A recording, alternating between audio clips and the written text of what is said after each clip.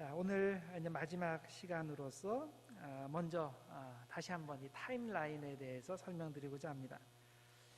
구약 개관할 때, 또 신약 개관할 때 이 그림을 여러 번 보면서 제가 설명을 드렸죠.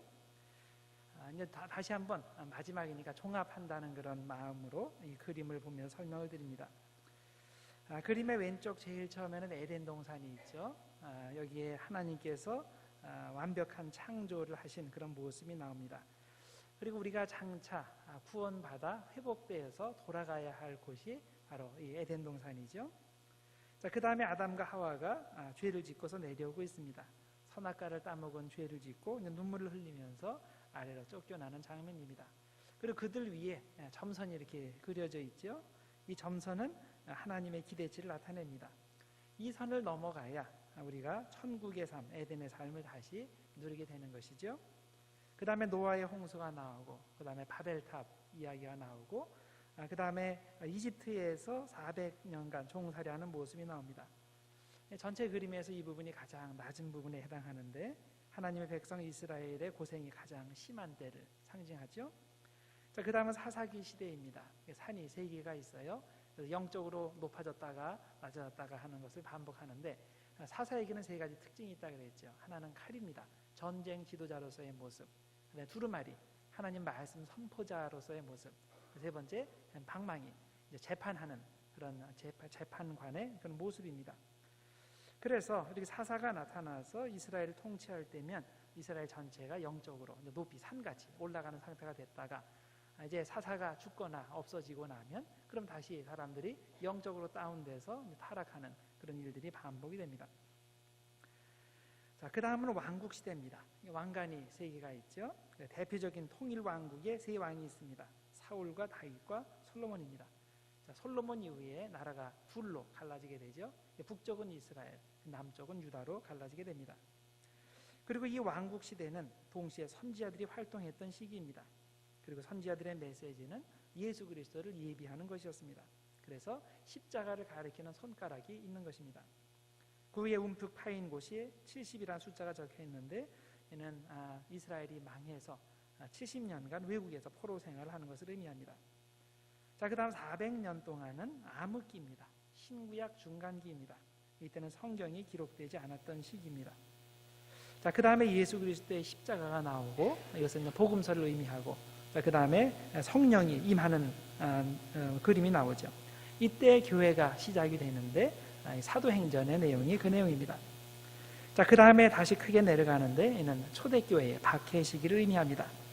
자, 그 다음에 깃발이 있는데, 이제 컨스탄틴 그 황제의 깃발입니다. 312년에 신비한 꿈을 꿨는데, 이 문양 키로, 즉 크라이스트, 이런 그 문양을 꿈속에 봤죠. 그래서 이것을 군대 깃발과 방패에 새기고 나가면 승리할 거다, 그런 메시지를 받고 실제로 그렇게 했더니 승리해서 그 로마로 들어가서 로마의 황제 자리를 얻게 됩니다. 자, 그 다음에 중세가 이어지고 16세기에 마틴 루터가 나타나서 개신교 종교개혁을 일으킵니다. 자, 오직 말씀으로는 개신교 종교개혁의 가장 중요한 원리입니다. 그 다음에 두 사람이 서로 이렇게 잡아주는 그런 장면이 나오는데, 이는 말세의 교회의 모습입니다. 성령님께서 성도를 도우시고, 또 성도 간에 서로를 돕고 도움을 주고받으면서, 즉 성도의 교제를 통해서 하늘나라에까지 함께 도달하는 그림입니다. 자, 현재 우리는 이 마지막 시기에 와 있습니다. 말세 시대를 살고 있습니다. 우리가 열심히 예수님을 고대하는 삶을 살면 점선 위로 이제 올라가서 우리가 다시 에덴으로 이루고 또 천국의 삶을 얻게 됩니다. 자, 그래서 이렇게 이제 기독교 전체 이제 그림을 우리들이 보게 되는데, 오늘 특별히 그 중에서 이 기독교 역사 중에 가장 중요한 2가지를 살펴보려고 합니다. 우리가 역사를 공부하는 이유는 그 기독교 역사라는 것은 사실 성경 말씀을 우리의 삶에 어떻게 적용하는가를 그 경험적으로 이렇게 정리한 것이 이제 기독교 역사죠. 다시 말해서 오늘 내가 성경을 읽고 나의 삶에 이것을 적용하려고 하는데, 이런 시도는 내가 처음이 아니라는 말입니다.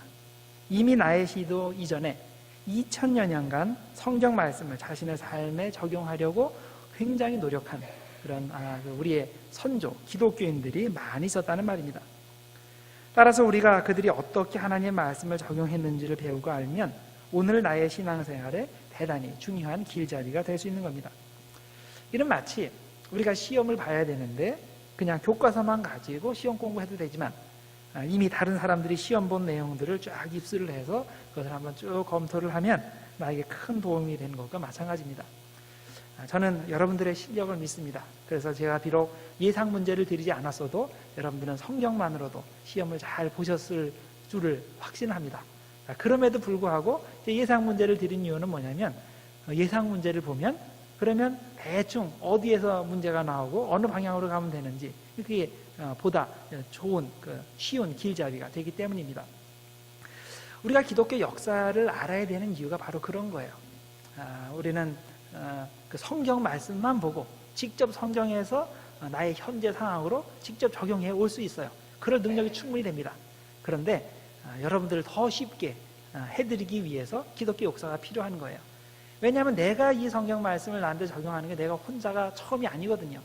2000년 동안 예수 잘 믿는 사람들이 이 말씀을 가지고 씨름하면서 어떻게 나의 삶에 적용할까를 고민했는데 우리가 그것을 알게 되면 그러면 현재 내가 어떤 방향으로 가는 게 옳은지 쉽게 찾아낼 수 있기 때문입니다.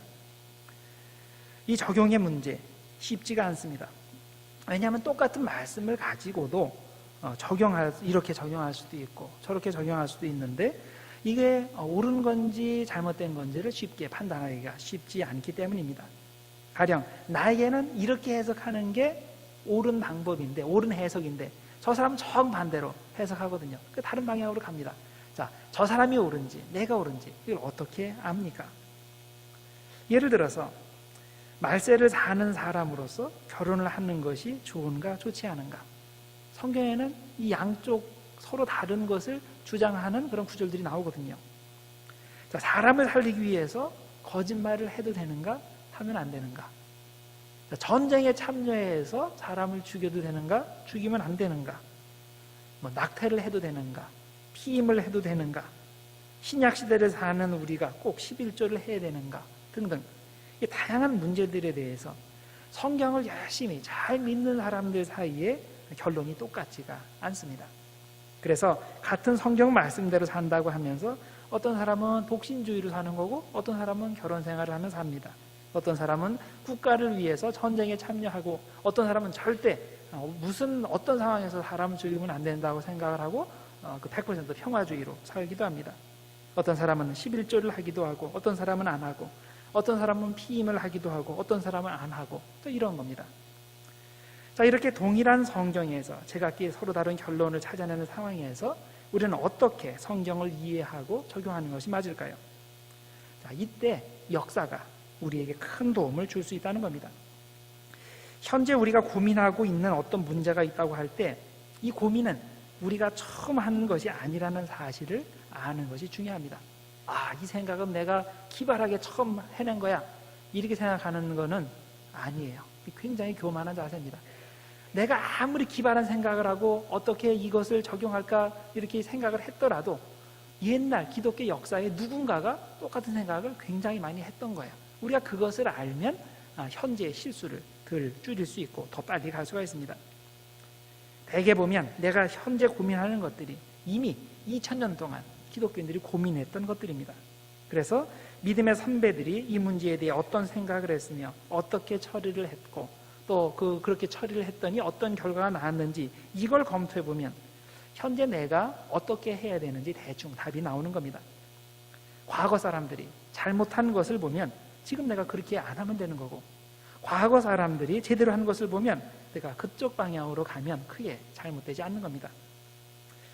저는 오늘 그래서 간단히 기독교 역사를 검토해 보려고 하는데 문제는 이 기독교 역사가 범위가 너무나 크다는 겁니다. 오늘 한 시간에 다 다룰 수 없습니다. 그래서 우리가 기독교인으로서 우리가 기독교 역사에서 꼭 반드시 알아두어야 하는 그 최소한의 것, 두 가지 것에 대해서 말씀을 드리고자 합니다. 자, 기독교 역사에서 기독교 역사 그 큰 물줄기를 이렇게 틀은 두 명의 중요한 인물이 있습니다. 그러니까 한 사람이 컨스탄틴이라는 사람이고 또 한 사람이 마틴 루터라는 사람입니다. 자, 우선 신약 시대 이후에 기독교 역사의 물줄기를 바꾼 사람은 컨스탄틴 황제입니다. 자, 이 사람을 통해서 기독교가 박해받는 종교에서 우대받는 종교로 바뀌게 됐습니다. 자, 황제가 기독교를 박해하다가 기독교를 우대하게 되니까 전체 분위기가 기독교 문명이 바뀌게 된 겁니다. 자, 그 다음에 우리 개신교의 입장에서 볼 때 가장 중요한 사람을 들라 하면 마틴 루터를 들 수 있습니다. 루터는 기독교 신앙을 그 외형적 의식 중심에서 하나님의 말씀 중심으로 바꾼 사람입니다. 자, 그래서 오직 말씀으로, 이것이 개신교회의 가장 중요한 신앙의 원칙이 된 겁니다. 그래서 그 덕분에 현재 여러분과 제가 이런 성경 공부를 할 수 있는 겁니다. 자, 먼저 컨스탄틴에 대해서 설명을 드리겠습니다.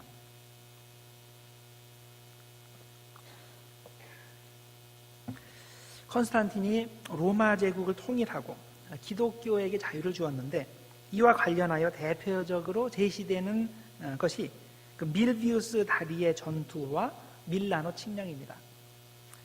자, 당시는 사두 정치 체제입니다. 머리가 넷이에요. 무슨 말이냐면 로마 제국 전역을 4명이서 나누어서 다스리는 시스템입니다. 그래서 라틴어권에 2명이 다스려요. 한 사람은 이 유럽 쪽을 다스리는 사람이고 또 한 사람은 로마 지역을 중심으로 다스리는 사람. 이게 둘이에요. 또 동방 쪽에서도 그 그리스어권에서도 이제 2 사람이 다스립니다. 그래서 이걸 사두 체제라고, 테트라키라고 얘기를 합니다. 자, 컨스탄틴은 아버지의 뒤를 이어서 유럽 지역을 다스리던 사람이었습니다. 컨스탄틴은 제국을 통일하기 위해서 제국의 수도인 로마로 진격해 들어가야 됐는데, 당시 로마를 지배하고 있던 그 막센티우스와 일전을 벌여야 됐습니다. 이 둘이 만나서 마지막 혈투를 벌인 것이 밀비안 브리지, 밀비우스 다리 위에서입니다. 객관적 전력을 비교하면 컨스탄틴이 로마를 점령하는 것이 모험입니다. 왜냐하면 군대 숫자를 비교해 보면 컨스탄틴이 군대 수가 훨씬 적습니다. 그러나 제국을 점령하려는 야망이 있는 컨스탄틴은 자신이 불리해도 이 전쟁을 강행해야 하는 상황입니다. 자, 이때 컨스탄틴이 그 꿈에 기독교의 신인 하나님을 보게 되고, 또 하나님을 의지하여 312년에 이 밀비우스 다리에서 전투를 벌이게 되는데, 예상외로 대승을 거두고 로마를 점령하게 됩니다. 자, 이로써 그는 서방 세계의 1인자가 됩니다. 역사가 유세비우스에 의하면 컨스탄틴이 낮에 기도할 때 하늘에 키로 저번에 설명드렸죠. 이 그리스도라는 그 십자가 모양의 환상을 보았습니다. 그리고 그 십자가에 이것으로 정복하라는 글자가 적혀 있는 것을 봅니다. 또 밤에 꿈을 꿨는데 하나님이 나타나서 컨스탄틴에게 지시하기를 이 십자가 모양을 만들어서 전쟁에 사용하면 반드시 내가 승리할 것이다. 그런 계시를 받습니다. 그래서 이것을 군대 깃발로 삼고, 또 방패에도 이런 그 키로 모습을 이렇게 그리고 나가서 전쟁을 했더니 대승을 거두게 되었다. 그런 내용입니다. 그리고 이때 전투에서 그 막센티우스는 전사를 하게 됩니다. 자, 이렇게 해서 컨스탄틴은 로마에 입성한 후에 그 이듬해인 313년에 동방의 1인자인 리키니우스와 밀라노 협정을 맺게 됩니다. 자, 이 밀라노 협정에서 나온 그 문서가 밀라노 칙령이 됩니다. 자, 정확한 내용은 전해지지 않습니다. 그러나 이것을 계기로 아직 컨스탄틴의 힘이 미치지 못하는 동방 지역에도 기독교에게 자유가 주어진 것으로 알려지고 있습니다. 자, 그 후에 324년에 컨스탄틴이 동방 지역을 침공해 들어가서 리키니우스를 처치하고 서방과 동방을 통일해서 로마 제국 전체의 황제가 됩니다. 그래서 결정적으로 이 컨스탄틴이 거의 그 황제가 거의 실질적으로 된 것이 312년, 313년이라면 실제적으로 동방까지 완전히 점령하게 된 것이 324년입니다. 그리고 이렇게 왕국을 정복한 후에 그 이듬해 325년에 전체 제1차 종교회의를 소집하게 된 겁니다. 이게 니케아 회의입니다. 자, 컨스탄틴은 기독교의 신의 지시에 따라 로마 제국을 통일하고 황제가 된 것이기 때문에 그 후로는 기독교를 전폭적으로 지원했습니다. 자, 그런데 우리가 분명히 해두고 넘어가야 될 것은 컨스탄틴이 하나님을 정말 잘 믿었기 때문에, 즉 진실한 기독교인이기 때문에 기독교에게 자유를 주고 기독교를 지원한 것이 아니라는 사실입니다. 자, 애초에 312년에 컨스탄틴이 로마를 공격할 때 일종의 기독교 마술에 의존할 생각으로 하나님께 도움을 요청한 겁니다.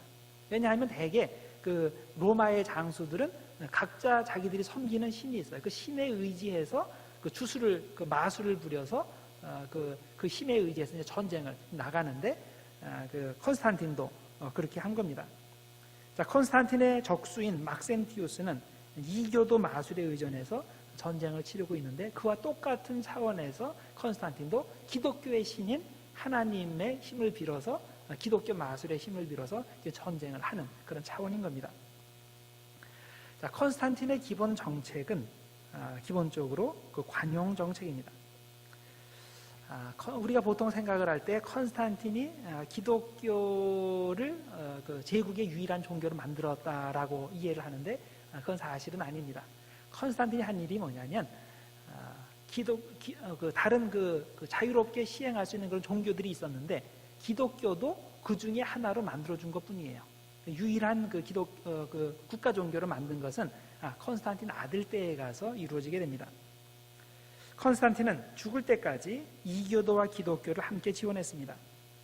예를 들어서 314년에 십자가 모양으로 처음으로 동전의 십자가 모양이 이제 동전에 나타나기 시작했는데, 이때 다른 이교도의 모양들도 동전에 그대로 남아 있었습니다. 다시 말해서 동전에 보통 그 황제가 새로 이제 등극을 한다거나 하는 어떤 중요한 일을 하면 이 동전을 만들게 되는데, 거기에 키로 그리스도를 상징하는 그런 문양도 집어넣지만은 동시에 거기에 태양신, 솔 인빅투스, 불멸의 태양신, 아니면 마르스, 화성신, 자, 이런 인물들도 거기에 등장하였습니다. 그리고 컨스탄틴은 자기 아버지와 마찬가지로 태양신을 섬겼고, 때로는 아폴로 신전에 가서 아폴로의 신탁을 구하기도 했습니다. 경기장에서는 전쟁 포로를 무참히 오락거리로 죽였습니다. 컨스탄틴이 죽었을 때 원로원이 그를 신으로 선포했는데, 교회에서 교육을 받게 한 세 아들들은 이것을 반대하지 않았습니다. 정상적인 가정이라면 자기 아버지를 신으로 이렇게 추앙을 한다? 기독교에서는 우상 숭배라는 걸 알기 때문에 반대해야 될 텐데 반대를 안 했어요. 또 컨스탄틴은 죽을 때까지 황제 숭배 종교의 대제사장의 이름을 계속 가지고 있었습니다. 이게 폰티펙스 막시무스라는 그런 이름인데, 로마의 황제는 자동적으로 그 황제 컬트, 황제 숭배의 대제사장이 돼요. 그런데 그런 그 이름을 자기가 거부하지 않았습니다. 그리고 결정적으로 이 컨스탄틴은 노인이 되어서 죽을 날이 가까울 때까지 세례를 받지 않았습니다. 죽기 직전에 세례받고 그리고 조금 있다가 죽었어요. 그러면 자, 이런 사람이 기독교인일까? 여기에 이제 그 찬반이 갈리는 겁니다. 엄격한 의미에서는 아니라고 말할 수밖에 없습니다. 죽기 직전까지 세례를 받지 않은 사람이기 때문입니다. 자신이 한창 기독교를 지원할 때도 감독이나 사제를 선생으로 둔 적도 없습니다. 윤리적으로 또 문제가 또 많았습니다. 사촌 여동생이 칸스탄스인데, 이 사람을 자신의 적수인 리키니우스에게 시집을 보냅니다. 정략적으로 시집을 보낸 거죠. 나중에 때를 기다렸다가 그 리키니우스 땅을 침공해서 그를 처치해버렸습니다. 또 자신의 맏아들을 반역죄로 잡아서 처형시켰고, 자신의 첫째 부인도 살해하였습니다. 자, 그런데 흥미로운 것은 컨스탄틴은 스스로를 가리켜서 뭐라고 불렀냐면, 나는 감독 중에 감독이다 라고 불렀어요. 그러면서 온갖 교회 일에 간섭하였습니다. 그러니까 보통 공의회를 열면 감독들만 참석해야 되는데, 공회를 소집한 사람, 1차 공회를 소집한 사람도 컨스탄틴이고, 이 사람이 감독들만 들어가야 되는 자리에 자기가 들어가서 거기서 사회를 보면서 더 나아가서 그 신조를 만들 때, 크리드를 만들 때 핵심 어구인 호모우시오스, 동일 본질이란 단어를 집어넣을 것을 요구했습니다. 그래서 실제로 신조에 이 호모우시오스라는 단어가 들어가 있습니다. 자, 이것을 보면 컨스탄틴은 순수한 신앙 때문에 하나님을 선택한 것이라기보다는 정치적인 목적을 위해서 기독교를 이용한 것으로 보입니다. 그러나 컨스탄틴이 순전히 정치적 목적으로만 기독교를 이용했다 이렇게 말할 수도 없습니다. 그렇게 말하는 건 무리입니다. 왜냐하면 비록 공식적으로 기독교를 유일의 국가 공인 종교로 만들진 않았지만은 분명히 다른 종교들에 비해서 과하게 기독교를 지원했기 때문입니다. 다시 말해서 그렇게까지 안 해도 되는데 이렇게 눈에 띄게 그 이방 종교들을 억압하고 기독교에게 굉장히 과하게 기독교를 지원했다는 것인데 이건 단순히 정치적인 의도로만 설명이 불가능한 부분입니다. 자, 예를 들어서 이런 거예요. 자, 예수님께서 십자가에 돌아가셨기 때문에 이제 컨스탄틴이 왕권을 잡은 후에는 십자가형을 금지시켰습니다. 또 형벌의 일종으로서 검투사, 글래디에이터들이 서로 이제 싸우면서 이제 죽이고 그러는데 그 검투사의 경기도 금지시켰습니다. 321년에는 일요일을 공휴일로 선포했는데 공무원들에게 주일을 존중해 줄 것을 명령했습니다. 또 기독교인이 군대에 있을 경우에는 주일에는 꼭 교회 가서 예배 드릴 수 있도록 편의를 제공하게 하였습니다. 전 국가적으로 기독교 예배를 지원한 거죠. 또 법적인 면에서도 교회와 목회자에게 특혜를 주었습니다. 사람들이 교회에 가서 감독의 주재하에 노예를 해방할 수 있었습니다. 그래서 감독 앞에서 노예를 해방하면 그게 법적인 효력을 발휘하게 됩니다. 또 그 일반 소송 사건들이 있을 때 감독에게 찾아가서 감독 앞에서 소송 사건을 이렇게 하면 감독이 재판을 하면 그것이 사회법으로도 재판이 된 겁니다. 또 교회가 증축 혹은 신축을 할 때 성직자들이 정부 관리에게 가서 도움을 요청할 수 있게 하였고 또 가서 요청을 하면 온갖 행정적인 지원 플러스 물자적인 지원도 반드시 하도록 하였습니다. 또 이방 신전이 유지되지 않을 때는 그것을 이제 지방 그 정부 재산으로 편입시키는데 자, 거기에서 이제 그 편입됐으니까 그 재산 돈이 있을 텐데 그 돈으로 교회에서 처녀와 과부와 병자들을 위한 구제 사업을 하도록 도왔습니다. 그러니까 이제 적극적으로 이렇게 눈에 띄게 이제 기독교를 지원하는 거죠. 컨스탄틴 개인적인 차원에서도 보자면 그는 자기 자녀들을 공개적으로 기독교인으로 자라게 했습니다.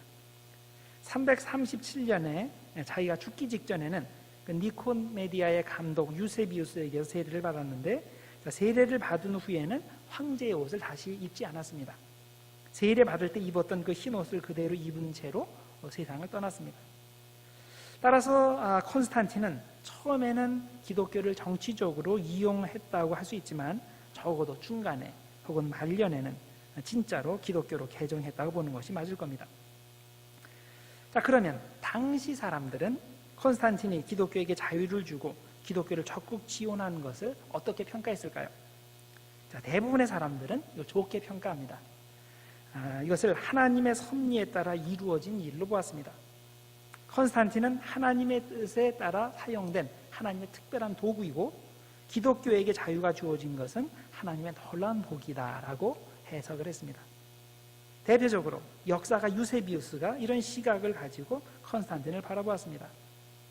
유세비우스는 우주가 하나님의 섭리에 따라 움직인다고 보고 그런 하나님의 섭리 안에서 컨스탄틴이 특별히 하나님의 부름을 받아서 사용된 그 특별 도구로 생각을 했습니다.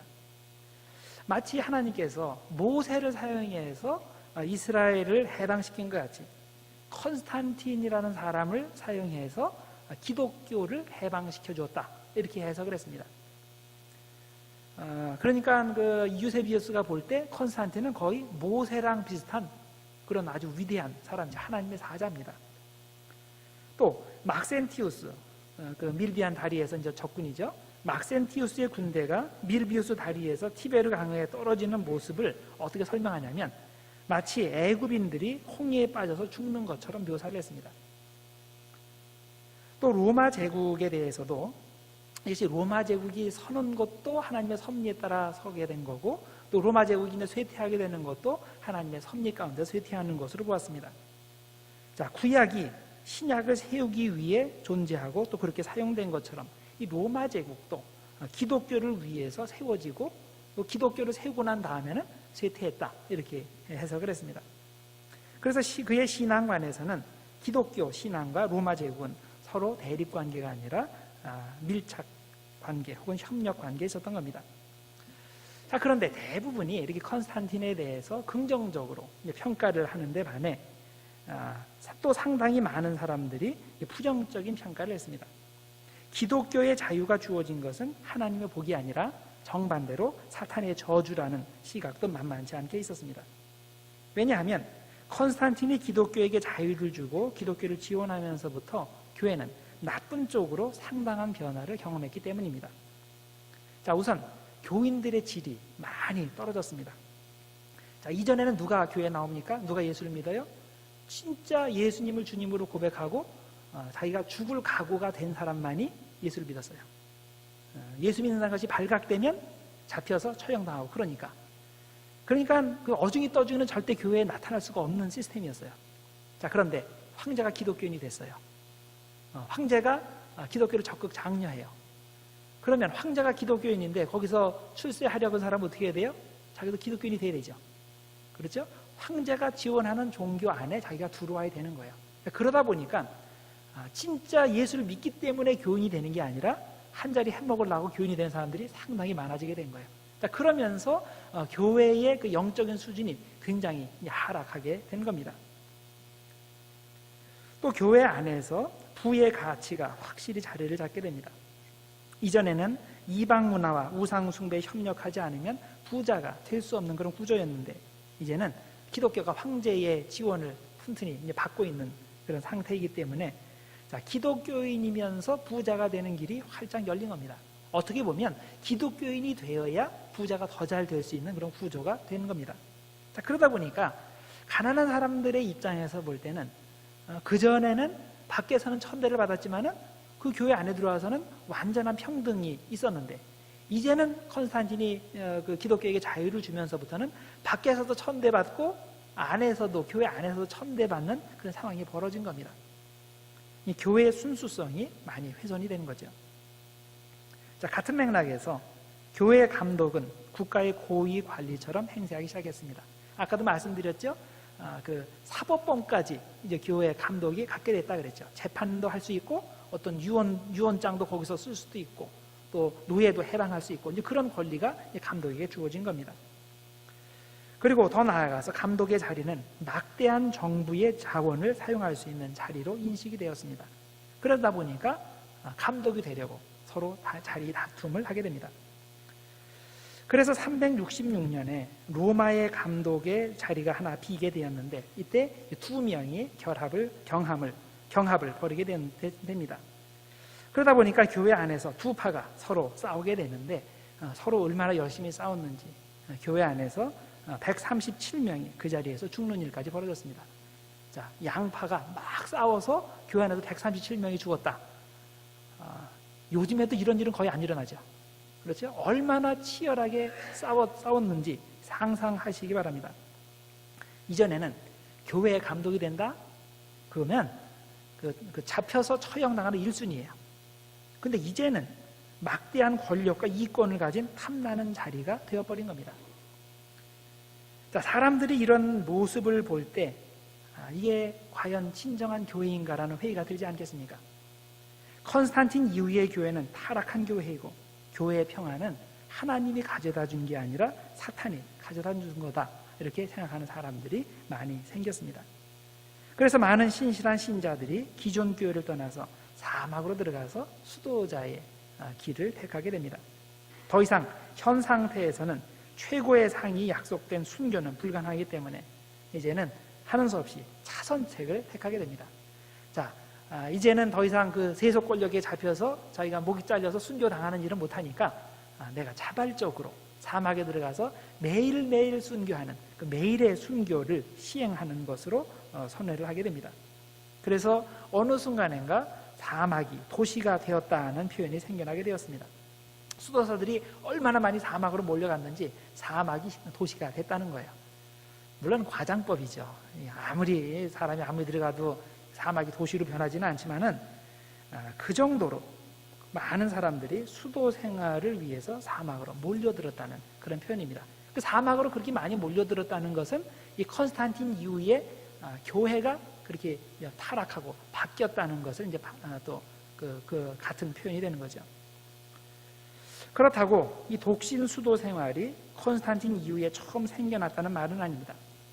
콘스탄틴 이전에 이미 여러 형태의 독신 수도 생활들이 있었지만 그것이 본격적으로 유행하며 수도자들 수의 급격한 변화가 이루어진 때가 바로 이 콘스탄틴 이후라는 의미입니다.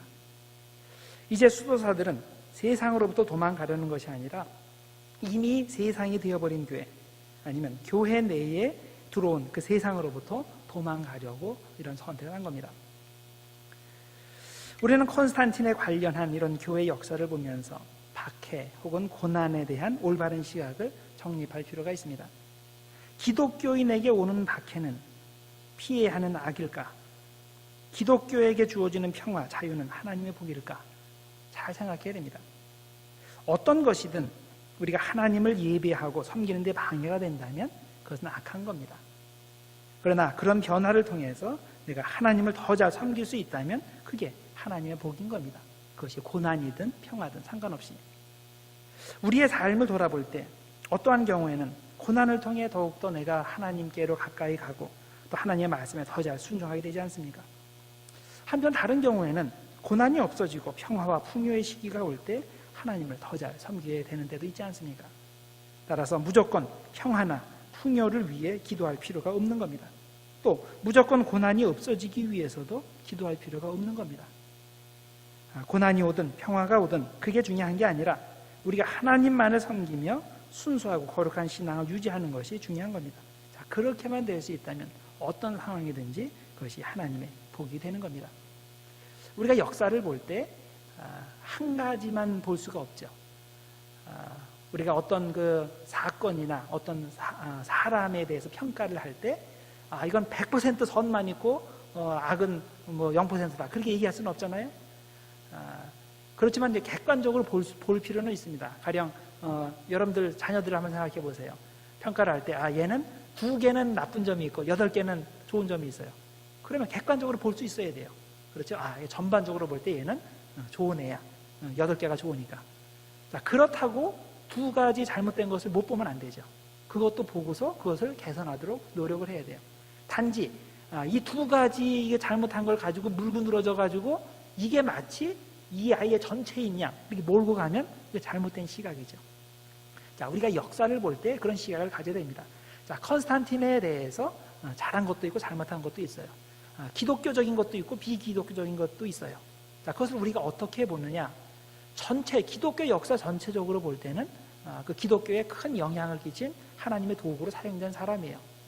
그렇지만 그렇다고 해서 그 사람이 결점이 없었냐? 그게 아니죠.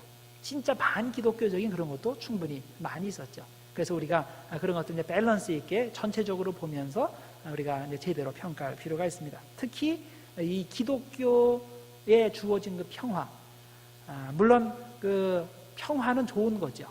그렇지만은 아마 뭐 80% 정도 좋고 20% 정도 나쁘다. 뭐 이런 쪽으로 이제 생각을 하시면 안전할 겁니다. 그런데 평화는 기독교 그 교회의 그런 그 타락을 가져온 거다. 그래서 이걸 마치 그것이 이제 그 나쁜 거에 80% 되는 것이냐 그렇게 보는 거는 문제가 있죠.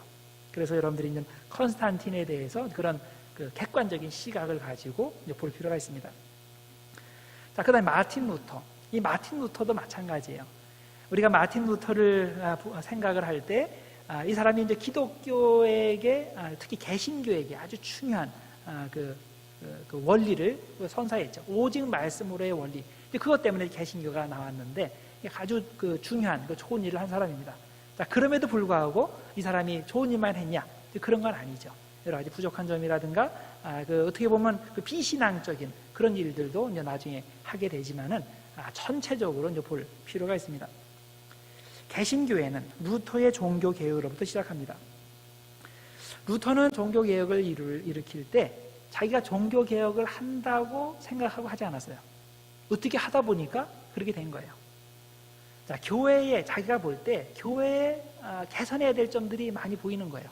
그래서 루터는 가톨릭 교회 내에서 자정운동의 차원에서 이것을 고치자, 개혁을 하자라는 그런 차원에서 일을 시작을 했는데 결국 자신의 뜻을 이루지 못했습니다. 왜냐하면 그 루터가 처음에 생각했던 거는 뭐냐면 이런 교회의 부정이라는 부패라는 거는 이거는 잘못된 말단 성직자들이 그렇게 한 거기 때문에 이걸 고치면 된다고 생각했고 시작한 거예요.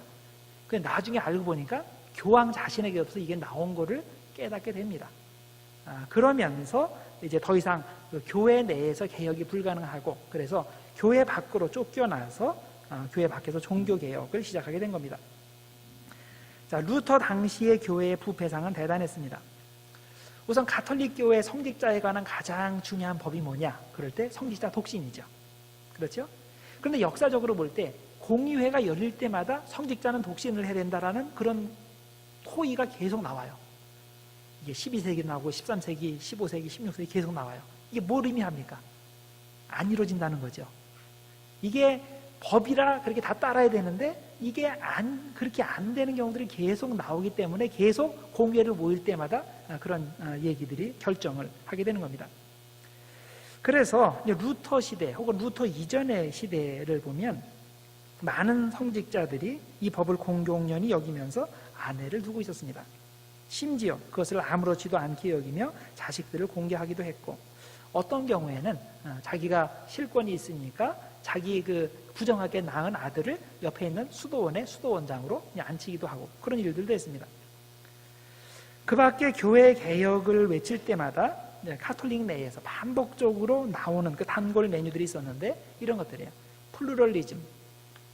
플루럴, 그럼 여럿이라는 뜻이죠. 플루럴리즘은 뭐냐면 여러 목회지의 직책을 겸임하는 거예요. 가령 제가 산타클라라의 담임 목사인데 근데 나를 사랑하는 왕께서 그래? 내가 마음에 드니까 여기 임마누엘 교회 목사도 해. 뉴비전 교회 목사도 해. 뭐 세노세 어떤 침례교회 목사도 해.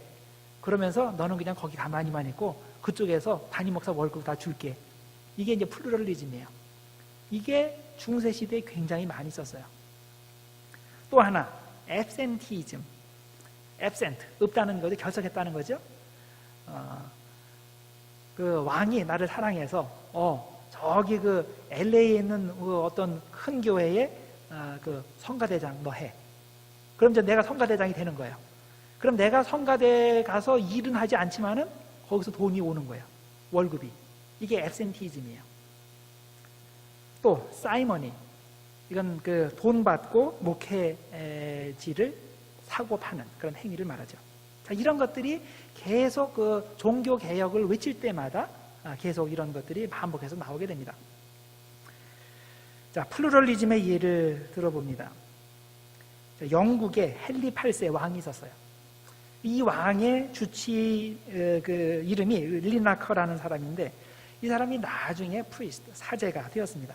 그런데 그게 공식적으로 이 사람이 사제가 되기 전에 안수받기 전에 이미 4개의 교구의 담임자였고 3개의 성당의 부교역자였고 요크 성당의 성가대장이었습니다.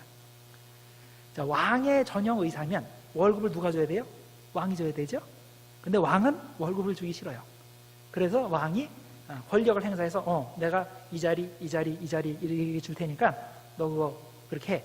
그럼 왕은 월급을 안 주면서 꼬박꼬박 그 서너 군데서 월급이 오는 거예요. 자, 물론 이 사람이 아직 그 신부가 아니기 때문에 프리스트가 아니기 때문에 거기 가서 설교도 안 해요. 그냥 왕만 그 치료해 주면서 그렇게 월급을 받는 거예요. 대단하죠? 앱센티즘 예를 들어봅니다. 프랑스의 외교관이 있어요. 그 안뚜안 두 프라시라는 그 외교관이 있는데 이 사람은 그 쌍스의 그 대주교로 임명이 됩니다. 그런데 대주교로 임명이 됐으면 그 교회 가서 거기서 목회를 해야 되잖아요. 원래 외교관이가 목사도 아닌데 그 교회 대주교로 임명이 되고 나서 생전에 자기 교회에 한 번도 발을 들여놓은 적이 없어요.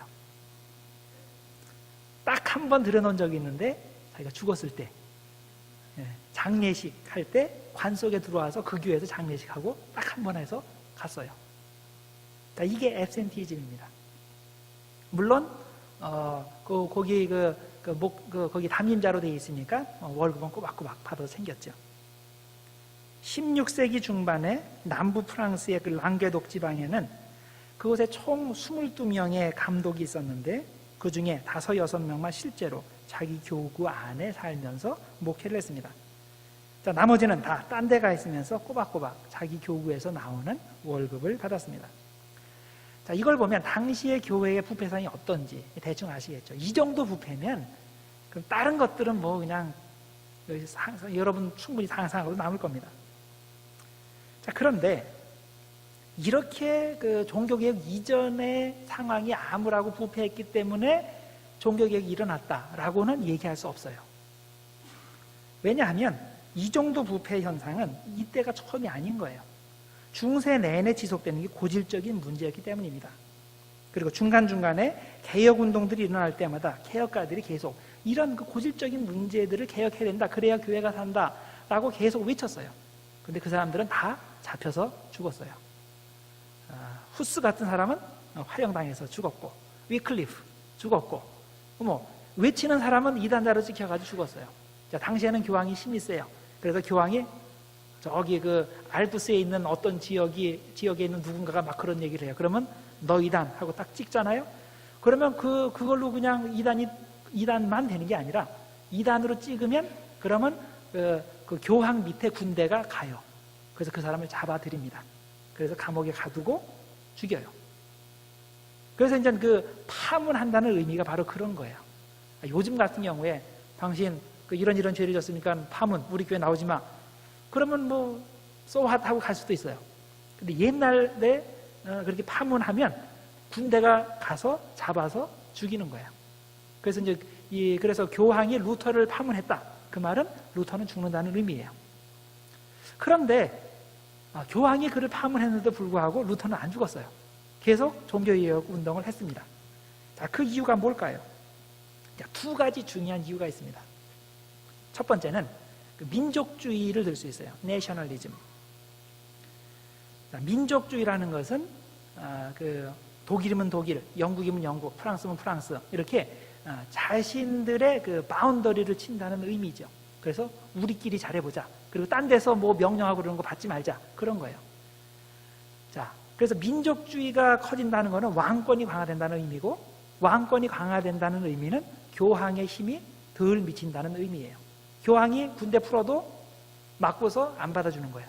이게 이제 민족주의입니다. 자, 왜 이렇게 됐냐면 중세 한창 뭐 10세기, 11세기, 12세기 그때는 유럽의 그 기본 그 시스템이 장원제도예요. 퓨더리즘. 이 장원제도는 뭐냐면 땅 중심의 경제 체제입니다. 그 귀족들이 자기 땅이 있을 거 아니에요? 땅 이만큼 있으면 그 안에 가운데 교회를 세워요. 그리고 성직자를 자기가 하이어해요. 마음 안 들면 잘라버리고 자기가 왕인 거예요. 그리고 그 안에서 자급자족 체제를 유지하는 겁니다. 그렇게 되니까 당연히 돈이 안 돌겠죠. 자, 그러다가 십자군 운정이 생기고 그 다음에 사람들이 왔다 갔다 하면서 돈이 돌기 시작하면서 이제 장원제도가 붕괴하기 시작합니다. 자, 그러면서 장사하러 돌아다니는 사람들이 이제 득세하게 되는데, 그런 사람들이 돈 많이 벌어서 그 만든 계층이 부르주아라고 얘기를 하죠. 근데 이제 최고 정치가인 왕의 입장에서는 정치하기 위해서는 돈이 필요해요.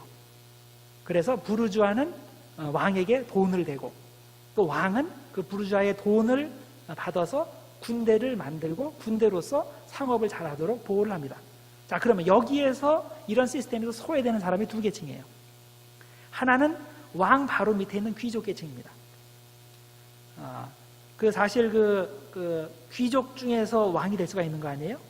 그런데 이렇게 그 밑에 계층이 있는 부르주아에서 돈을 받고서 이렇게 하기 때문에 귀족 계층들이 이제 힘이 줄어들게 됩니다. 자, 또 하나, 그 왕이 힘이 세진다는 것은 교황의 힘이 약해진다는 의미예요. 자, 영국의 왕이 힘이 약할 때는 교황이 뭐 해? 그러면 해야 됐어요. 근데 이제 민족주의가 점점 커지면서 교황이 얘기해도 말을 듣지 않는 겁니다. 자, 루터의 경우에 루터가 살아남을 수 있었던 이유는 독일 민족주의 때문이었어요. 당시에 독일 제후는 그 프레데릭이라는 사람이었는데, 프레데릭이 그를 보호해주지 않았다면 종교개혁이 성공할 수 없었습니다. 자, 처음에 교황이 루터의 사상을 이단으로 판단했을 때 당장 그를 파문시켜서 잡아 죽일 수 있었습니다. 그런데 그렇게 하지 않았는데 그 이유가 뭐냐면 당시가 선거철이었기 때문이에요. 황제 막시밀리안이 죽었어요. 그 다음 황제를 선출해야 돼요. 그런데 교황 레오 10세는 그 유럽의 그 세력 균형을 유지하기 위해서 이 독일 제후인 프레데릭이 차기 황제가 되기를 원했어요. 그런데 루터는 프레데릭이 보호하고 있는 사람이에요. 그러니까 이런 정치적인 그런 것 때문에 루터를 직접 잡아 죽일 수가 없었던 거예요. 그러다가 조금 시간이 지나면서 이제 그 루터가 이제 점점 사상이 점점 커지고 또 루터의 그런 사상이 유럽 전역에 퍼지게 되고 이제 그 후에 그 프레데릭이 아니라 찰스라는 사람이 차기 황제가 됩니다. 그러니까 더 이상 루터를 봐줄 필요가 없죠. 그래서 그때 교황 레오 10세가 루터를 파문하게 됩니다. 루터를 포도원을 망치는 멧돼지로 지칭하면서 파문하게 됩니다. 그러나 이때는 이미 루터의 사상이 유럽 전역에 퍼진 상태였고 프레데릭이 이 사람이 이제 프레데릭 그림인데 이 사람이 루터를 강하게 보호하고 있었기 때문에 교황의 군대가 독일 지역으로 들어와서 루터를 체포해 갈 수가 없었습니다. 자, 그래서 루터는 독일 민족주의 덕분에 목숨을 유지하며 종교 개혁을 진행시킬 수 있었던 겁니다. 자, 만약에 그 전에 종교 개혁가들, 그 잡혀서 죽었던 그 종교 개혁자들에게도 이런 그 루터 같이 그 자기 바운더리를 쳐주면서 왕이 이렇게 보호해 줄 수 있었다면 성공을 했을 수도 있어요. 그런데 그때까지는 아직 그런 것이 없었을 때예요. 유럽 전역에. 이때 마침 민족주의가 발흥하게 되고 그리고 이제 루터가 그 얘기를 하게 되면서 이게 함께 맞물려 들어가게 된 겁니다. 자, 이런 상황을 루터가 만들었겠습니까? 아니죠. 루터는 아무것도 모르는 상태에서 종교개혁을 한 거예요. 그런데 하나님께서는 이런 바운더리를 만들어주는 큰 그림을 그리고 계셨던 거죠. 자, 또 한 가지 루터의 종교개혁이 성공을 거두게 된 이유를 들라하면 인쇄활자입니다. 구텐베르크의 인쇄활자 발명입니다. 이게 1450년 15세기에 인쇄활자가 발명이 되었습니다. 자, 인쇄활자가 발명되기 전에는 모든 사람들이 다 책을 만들 때 손으로 뺏겨서 책을 만들었죠. 손으로 뺏겨서 하려니까 그것이 이제 틀리는 것도 많고 시간도 많이 걸리고 많이 만들 수도 없고 그러다 보니까 책 하나가 만들면 굉장히 비싸죠. 그래서 보통 사람은 책을 가질 수가 없어요. 그래서 이 당시에 책을 한 권 가지고 있다. 그 말은 그 사람 귀족이란 뜻이에요. 교회에 성경이 당연히 없죠. 성경 한 권도 없는 교회가 대다수입니다.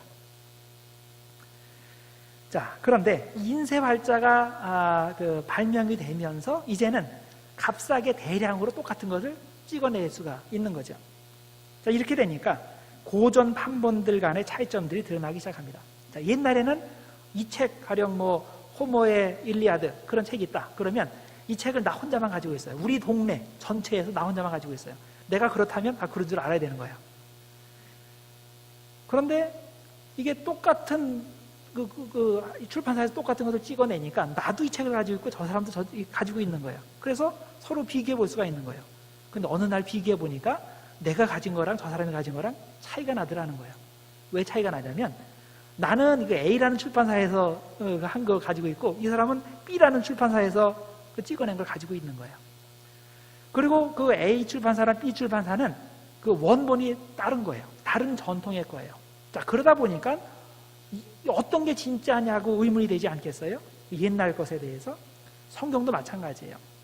자, A 출판사에서 한 거 성경을 보고 B 출판사에서 찍어낸 성경을 보니까 약간 차이가 나는 거예요. 이게 어떤 게 진짜인가? 그것을 판별해내야 되지 않겠습니까? 그래서 어떤 것이 더 원본에 가까운지를 판별하는 그런 학문적 기술이 발달하게 되는데 그것이 바로 문서 비평입니다. 텍스처럴 크리티시즘이 이때 처음으로 나오게 됩니다. 자, 이렇게 해서 생겨난 대표작이 1516년에 에라스무스가 출간한 그리스어 신약 성서입니다. 자, 이 그리스어 신약 성서가 왜 중요하냐면 당시에 가톨릭에서 공식 성경은 라틴어 성경이에요. 그리스에서 번역한 라틴어 성경을 교회 공식 성경으로 가지고 있어요. 그런데 가톨릭 학자인 에라스무스는 그것보다 더 오래된 그리스 원문을 출간한 거예요. 루터가 이런 그리스어 원문 성경을 보고서 자기의 종교 개혁 사상을 점점 만들어내게 됩니다. 자, 루터와 관련해서 생각해 보면 이 인쇄활자 덕분에 루터의 글들이 빠른 시일 안에 유럽 전역으로 퍼질 수 있었습니다. 자, 보통 루터의 종교개혁을 1517년으로 얘기하는데 이때가 루터가 95계절을 위텐베르크 성당문에 붙인 때입니다. 그런데 루터가 이 95계절을 써서 붙일 때 이건 라틴어로 돼 있어요. 라틴어로 썼어요. 이 독일어로 쓰지 않고 라틴어로 썼다는 의미는 뭐냐면 유식한 사람들만 읽으라는 뜻이에요. 위텐베르크 대학의 교수들, 학생들만 읽고서 학문적인 토론을 하자고 해서 이거 95계절을 거기다 붙인 겁니다. 그런데 누군가가 루터도 모르는 사이에 이것을 베껴서 독일어로 번역을 해서 출판사에 넘긴 거예요. 이 출판사는 이거 팔면 돈이 많이 될 거 아니에요? 그러니까 막 찍어가지고 퍼지게 됐어요. 이건 루터의 의도와는 전혀 상관이 없는 거야. 또 어떤 사람이 딱 보고서 이거 좋은 거네 하고서 이것을 불어로 번역을 하고 뭐 영어로 번역을 하고 스페인어로 번역을 해서 또 출판사에다 맡겨가지고 삽시간에 유럽 전역에 퍼지게 된 겁니다. 자, 인쇄활자가 발명되기 전에는 상상하지도 못했던 일이에요. 일일이 손으로 뺏겨 써야 됐기 때문에 이렇게 한 가지 사상이 나타났다고 해서 그것이 삽시간에 퍼질 수가 없어요. 그런데 인쇄활자 덕분에 루터의 의도와는 상관없이 자신이 95계절을 쓴 것이 삽시간에 유럽 전역에 퍼지게 된 겁니다. 자, 이로써 아주 폭발적인 그런 종교 개혁 운동이 이제 시작되게 된 겁니다. 루터가 쓴 95계절은 가톨릭 교회의 행위 구원에 기초한 잘못된 관습, 즉 면죄부 사용을 비판하고 있습니다. 자, 가톨릭의 교리에 의하면 사람이 죄를 짓고서 회개할 때 이게 입으로만 회개하면 안 되고 반드시 뭔가 대가를 치러야 됩니다. 그런데 행동으로 대가를 치러야 하죠. 이것을 satisfaction, 보석이라고 부릅니다. 자, 예를 들어서 교인들이 정기적으로 와서 고백 성사를 하는데 신부가 이렇게 들어보니까 이 사람은 진짜 회개를 했어요. 그러면 우리 개신교에서는 열심히 눈물 흘려서 기도하면 회개했다 그러면 그걸로 끝이지만은 가톨릭에서는 아니에요. 죄를 졌으면 대가를 치러야지. 그래서 행동으로 대가를 치르는데 딱 듣고서 너는 죄질이 그 정도니까 3일 금식, 너는 일주일간 아니면 뭐 한 달간 성찬식 금지, 아니면 너는 좀 돈이 있으니까 저기 좀 시간을 내서 베드로 성당에 순례 갔다 오기, 뭐 이런 종류의 실제적 행동으로서 자기의 죄를 보속하는 그런 것들을 규정을 해주었습니다. 자, 그런데 나중에는 이 교리가 약간 삐딱하게 발전해서 행동 대신에 돈을 내면 대가를 치른 것으로 인정해 주는 것으로 발전합니다. 이것이 면죄부입니다. 교회는 성도가 돈으로 죄에 대한 대가를 치를 때 면죄부를 발부해 주었는데 나중에는 거꾸로 돈을 내고 면죄부를 사면 죄를 용서받는다는 식으로 교회에서 장사를 하기 시작한 겁니다. 루터가 95계조를 쓸 당시의 교황청은 파산 직전이었습니다. 자, 역대 교황들이 아주 사치스러웠어요. 여러분들 지금 로마의 어떤 베드로 성당이라든가 그런 성당에 가보면 어마어마하죠. 그게 다 돈이에요, 돈. 교황이 돈이 어디 있겠어요? 그게 다 유럽 각국에서 걷어들이는 성도들의 헌금으로 그 돈을 모아서 그것을 짓게 된 거죠. 자, 그래서 교황청의 재정은 계속 적자였습니다. 자, 루터 당시에 교황이 레오 10세였는데 로마의 성 베드로 성당을 짓고 있습니다. 한창 지금 돈이 필요할 때예요. 그런데 돈을 마련할 그 마땅한 구멍이 없는 거예요. 그러다가 이 브란덴부르크, 독일 브란덴부르크의 알버트와 기발한 거래를 하게 됩니다. 자, 알버트는 감독이에요. 이미 두 지역을 책임지고 있는 감독입니다. 아까 말씀드린 플루럴리즘을 하고 있는 그런 감독이에요. 그런데 이 사람의 욕심이 지나쳐요. 독일에서 가장 중요한 마인츠라는 곳에 감독 자리가 비었어요. 그것도 자기가 하고 싶은 거예요. 그래서 교황 레오 10세와 거래를 합니다. 그 내용이 이런 거예요. 교황은 알버트에게 마인츠의 감독 자리를 줍니다. 근데 공짜로는 안 되죠? 알버트는 자기 이름으로 은행에서 1만 두캇을 빌려서 교황에게 1만 두캇을 줘요. 자, 교황은 면죄부를 팔아서 그 돈의 두 배인 2만 두캇을 거두어 드립니다. 그래서 반을 딱 짜게서 1만 두캇은 은행에서 꾼 돈 갚고 1만 두캇은 그 성전 건축 기금으로 사용하고 누이 좋고 매부 좋고 서로 좋은 거죠. 이렇게 둘이 이익이 맞아가지고 이 일을 추진하게 된 겁니다. 자, 그러면 문제는 뭐예요? 이 돈이 어디서 나와요? 일반 사람들에게서 돈이 나오는 거죠. 이 면죄부를 팔아서 나오게 되는 거죠. 그래서 교황은 면죄부를 많이 팔기 위해서 가장 유능한 설교자 혹은 판매자를 선정해서 유럽 각국으로 보내게 되는데, 마침 독일 지역에 보내진 사람이 테첼이라는 사람입니다. 자, 이 사람이 독일에 와서 면죄부를 파는 설교를 하는데 루터가 그 설교하는 내용을 들었습니다. 근데 이게 말도 안 되는 거예요. 그리고 성경에 없는 그런 성경의 가르침과 반대되는 설교를 합니다. 이런 거예요. 면죄부는 죄인이 세례 받을 때보다 더 시게 만든다. 면죄부를 사면 타락하기 전에 아담보다 더 깨끗하게 만들어준다.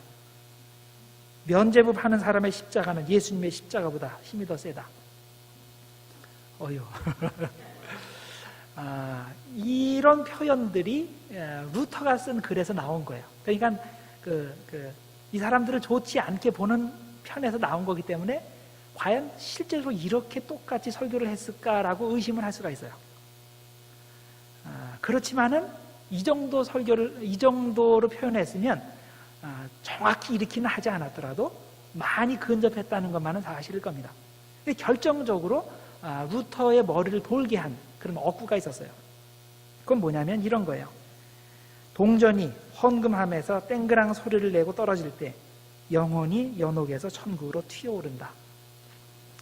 한번 생각해 보세요. 이게 그림이에요, 그림. 자기가 이제 집에 있는 돈을 다 긁어 모아서 딱 동전을 딱 떨어지면 그 땡그랑 소리가 딱 날 때, 그 돌아가신 아버지나 어머니 영혼이 지금 연옥에서 고생하고 있는데 그 소리를 듣고서 천국으로 딱 올라간다는 거예요. 그 효심이 있는 사람은 해야 되죠. 그렇죠? 그러니까 이런 식으로 돈을 긁어 모으는 거예요. 이런 게 성경에 있으면 그러면 뭐 조금 과하긴 해도 뭐 이해는 할 수 있는데 성경에 없거든요. 성경에 없는 것을 이런 식으로 만들어서 돈을 갈취해 가는데 이걸 어떻게 그냥 보고만 있겠습니까? 그 루터가 이것이 설마 교황에게까지 연결이 됐으리라는 상상도 못하고 이런 거 분명히 그 신학적인 교회에 문제가 있기 때문에 우리 한번 학술적인 토론을 해보자라고 생각하고서 95개절 라틴어로 써가지고 딱 갖다 붙인 거예요. 근데 그것이 자기 의도와는 상관없이 유럽 전역에 쫙 퍼지게 되면서 이게 종교개혁 운동이 이제 시작하게 된 겁니다. 자, 이걸 보면 이게 그 루터가 의도해서 한 게 아니지만은 하나님께서는 루터라는 사람을 사용해서 이런 일을 하신 거라고 우리들이 이해할 수가 있죠. 종교 개혁이 성공할 수 있는 시츄에이션은 루터가 만든 게 아니에요. 하나님께서 만드신 거예요. 그리고 루터가 하나님을 향해서 정직하게 열심히 자기의 할 일을 했을 때 하나님께서는 그를 사용해서 이런 엄청난 일을 이루신 거죠. 이 95개조를 시작으로 해서 루터는 다른 종교개혁 사상들을 연속적으로 이제 발표하게 됩니다. 몇 가지만 들면 이렇습니다. 만인사제설이 있어요. 성직자만 제사장이 아니라 구원받은 모든 사람들이 제사장이다. 이런 걸 만인사제설, 만인제사장설입니다. 오직 믿음의 교리, 사람이 행위로 구원받는 것이 아니라 오직 믿음으로 구원받는다. 그런 교리죠.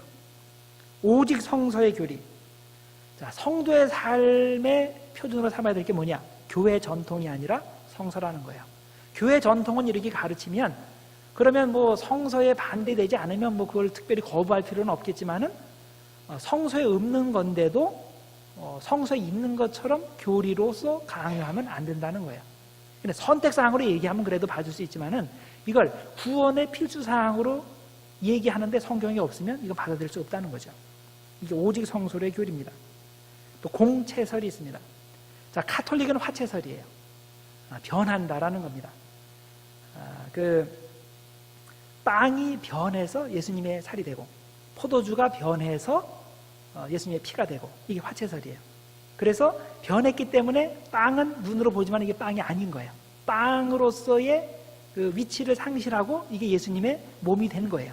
이게 이제 그 카톨릭의 화채설인데 루터는 공채설을 얘기했어요. 같이 들어와 있다 그 말이에요. 무슨 말이냐면 예수님께서 이것은 내 몸이다, 이것은 내 피다 그랬으면 믿으면 되는 거지 왜 굳이 뭐가 변해서 이렇게 됐다고 그렇게 얘기를 하냐는 거예요. 그래서 그 루터가 이제 성경대로 하자 그래서 이제 공채서를 이제 이야기하게 됩니다. 자, 그 밖에 이제 여러 가지도 이제 많이 있는데 루터의 모든 종교개혁 사상의 기초가 되는 것이 오직 성서로의 교리입니다. 자, 성경이 어떻게 되어 있느냐 그것에 따라서 교리로서 믿어야 될 것과 그냥 관습으로서 믿어도 되고 믿지 않아도 되는 그런 선택상으로 여길 것 이걸 두 개를 구분해야 된다는 겁니다. 자, 예를 들어서 만인사제설 이것은 베드로전서 2장 9절에서 나왔죠. 그러나 너희는 택하신 족속이요 왕같은 제사장들이요 여기서 나온 거예요. 자, 성직자만 하나님께 직접 기도하고 직접 말씀을 읽고 해석할 수 있는 게 아니라 구원받은 성도는 모두 제사장이기 때문에 제사장에게 주어진 일을 할 수 있다는 겁니다. 그래서 제사장으로서 성도 한 사람 한 사람이 직접 하나님께 기도하고 즉 꼭 성직자를 통해서 기도가 하나님께 올라가는 게 아니라 직접 기도하고 직접 용서를 받을 수 있다. 또 성직자가 하는 일이 성경을 읽고서 해석하는 거죠. 마찬가지로 여러분들이 제사장이기 때문에 제사장에게 주어진 그 성경을 읽고 또 성경을 해석을 해야 되는 겁니다. 자, 그랬기 때문에 이것을 돕기 위해서 여러분들이 읽을 수 있는 평민들이 읽을 수 있는 그런 성경을 만들어 준 거예요. 그래서 그 최초로 루터가 그 독일어로 성경을 번역을 하게 된 그 이유가 바로 여기에 있습니다. 자, 오직 믿음의 교리 이건 성경 많이 나오죠. 로마서에도 나오고 갈라디아서에도 많이 나오고 대표적으로 로마서 1장 17절에 그렇게 되어 있죠. 기록된 바 오직 의인은 믿음으로 말미암아 살리라. 또 공채설 고린도전서 11장 24절 25절에 나오는 내용입니다. 이것은 내 몸이다, 이것은 내 피다. 또 이제 복음서에도 역시 이제 같은 표현들이 나오죠. 자, 루터가 가톨릭의 7 성사를 부인하고 2가지 성사만을 인정했는데 이 2가지도 성경에 근거하기 때문입니다. 자, 예를 들어서 가톨릭 교회는 마태복음 4장 17절을 고백성사, 페넌스를 가르치는 구절 중에 하나로 읽습니다. 마태복음 4장 17절에 보면 예수님께서 설교하신 내용이 나와요. 회개하라, 천국이 가까웠느니라. 자, 이 회개하라라는 단어가 그 라틴어 성경에는 파이니텐티암 아기떼라고 되어 있어요. 두 페넌스, 이 2 단어로 되어 있어요. 근데 루터가 실제로 읽은 그리스어 성경에는 이것이 한 단어로 되어 있어요. 메타노이에테. 이거는 페넌스를 하라는 의미가 아니고 돌아서라, 회개해라 그런 뜻이거든요. 자, 그래서 이 구절은 고백성사와는 상관이 없는 그런 구절인 거예요. 또 에베소서 5장 31절과 32절에 보면 라틴어 성경에는 그 사크라멘툼이라는 단어가 나옵니다. 자, 그 바울이 그 남편과 아내의 관계를 그 예수님과 교회의 관계랑 비교해서 설명을 했죠. 하나다. 그래서 함께 협력해야 된다. 한 곳으로 가야 된다라는 의미에서 했는데 그때 사용한 표현이 신비라는 표현이었습니다. 그러므로 사람이 부모를 떠나 그의 아내와 합하여 그 둘이 한 육체가 될지니 이 비밀이 크도다. 이 비밀 그럴 때 그리스어 원문에는 미스터리라고 되어 있는데 라틴어 성경에서는 이걸 사크라멘툼, 성사라고 번역을 했어요. 자, 그래서 이 원문에 신비로 되어 있기 때문에 이것이 사크라멘트, 성사가 아니라는 거죠. 그래서 가톨릭 교회는 라틴어 전통에 의해서 결혼을 성사로 가르치지만 루터는 오직 성서의 원칙에 기초해서 그것을 성사로 인정하지 않는 겁니다. 그래서 개신교회는 이제 2가지 성사, 즉 세례와 성만찬만 있는 거죠. 자, 그 밖에 루터는 성경에 명확한 가르침이 없는 사항을 가톨릭 교회가 교회 전통에 근거해서 교회 공식 교리로 가르치는 것을 반대했습니다. 자, 오직 성서의 원칙에 위배되기 때문이죠. 자, 예를 들어서 연옥설, 또 마리아 무음수태설. 이 마리아 무음수태설은 뭐냐면 예수님이 성령으로 잉태된 것처럼 마리아도 성령으로 잉태되었다. 그런 얘기예요. 또 마리아 승천설, 교황 무호설. 자, 이런 것들이 가톨릭의 공식 교리지만은 루터는 이것이 성경에 없기 때문에 성서적 교리가 될 수 없다고 분명히 합니다. 자, 그런데 일반 신자들은 뭐가 성경에 진짜 있고 없는지를 몰라요. 아까도 말씀드렸죠? 성경 자체가 없어요. 너무나 귀해요. 그리고 나중에 이렇게 여러 이게 인쇄활자가에서 이렇게 찍혀 할 때도 라틴어 성경만 찍어냈어요. 그러니까 보통 사람들이 라틴어를 모르지요.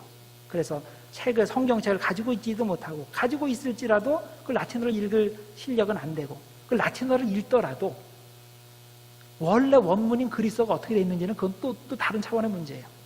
그러니까 이거는 이제 성직자만, 그 최고 교육을 받은 성직자만 알 수 있는 그런 문제입니다. 자, 그래서 성경은 성직자에게만 열려 있지 일반 신자에게는 닫혀버린 책인 겁니다. 자, 이런 상황에서 루터는 오직 성서의 원리를 외치면서 성경을 실제 읽어야 하는 성도들의 손에 쥐어진 겁니다. 그래서 독일어로 번역을 해서 주어지게 됩니다. 따라서 개신교인이 성경을 배우지 않고 성경 말씀을 모른다는 것은 뿌리 자체, 존재 자체를 부정하는 일입니다. 자, 우리가 어떻게 해서 성경을 가지게 되었는지를 안다면 성경을 정말로 귀중히 여겨야 됩니다. 정말 우리가 성경을 열심히 읽고 열심히 공부해야 됩니다. 우리는 성경책 너무나 흔하게 많이 있죠. 근데 지금도 성경이 금지된 곳에 가면 성경책 하나 하는 게 얼마나 귀합니까? 그걸 통째로 외우는 사람들이 있어요. 우리는 그저 해석되어진 말씀을 받아먹는 사람이 아니라 왕 같은 제사장이라는 것을 알아야 됩니다. 내가 제사장으로서 직접 성경을 읽고 그것은 내 삶에 적용할 줄 알아야 됩니다. 자, 성경을 모르면 이리저리 흔들릴 뿐입니다. 이 사람이 이렇게 가르치면 그런 줄 알고 따라가고, 저 사람이 저렇게 가르치면 그런 줄 알고 따라가고, 그래서 이단으로 많이들 넘어가지 않습니까? 우리가 말씀을 똑바로 알면 잘못되지 않습니다. 믿음이 흔들리지 않습니다. 그래서 이제 성경 말씀을 잘 배우시고 열심히 성경을 읽으시고 더 나아가서 말씀대로 순종함으로써 신분상으로 뿐만 아니라 실제로도 왕 같은 제사장의 삶을 사는 우리들 모두가 되기를 바랍니다.